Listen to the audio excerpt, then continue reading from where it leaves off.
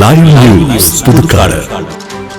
അങ്കണവാടി പരിസരം കൊടുംകാട്. കുട്ടികളെ അങ്കണവാടിയിലേക്ക് വിടാൻ ഭയന്ന് മാതാപിതാക്കൾ.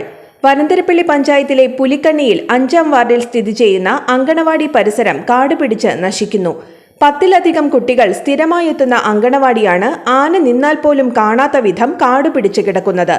അങ്കണവാടിയും പ്രാഥമിക ആരോഗ്യ കേന്ദ്രത്തിന്റെ സബ് സെന്ററും പ്രവർത്തിക്കുന്ന കെട്ടിടത്തിന്റെ പരിസര പ്രദേശത്ത് സ്വകാര്യ വ്യക്തിയുടെ സ്ഥലത്തും പുറമ്പോക്ക് സ്ഥലത്തും ഈ കെട്ടിടത്തിനേക്കാൾ ഉയരത്തിൽ കാട് മൂടിക്കിടക്കുകയാണ്.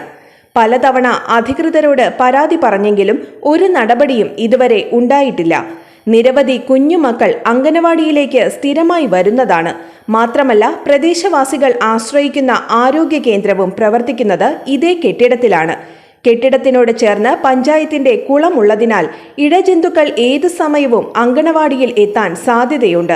കാടുപിടിച്ച ഈ പരിസരത്ത് വഴിയാത്രക്കാർ മാലിന്യങ്ങൾ ഉപേക്ഷിക്കുന്നതിനാൽ കാട്ടുപന്നികളുടെയും പെരുമ്പാമ്പുകളുടെയും ശല്യം വളരെ കൂടുതലാണ്.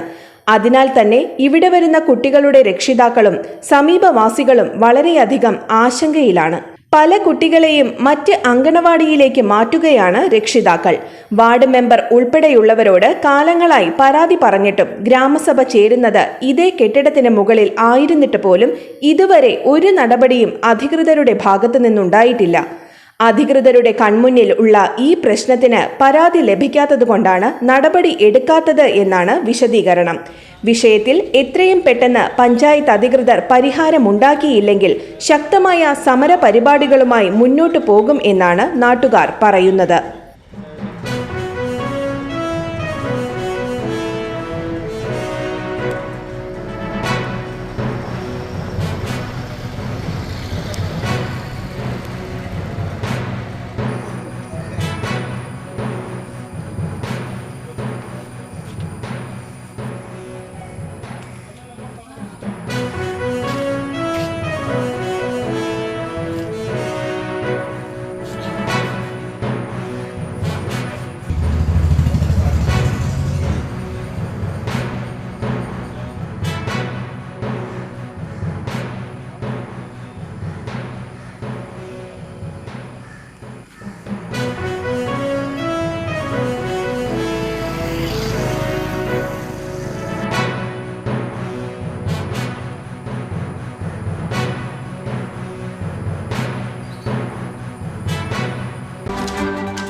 Live news Puthukkad.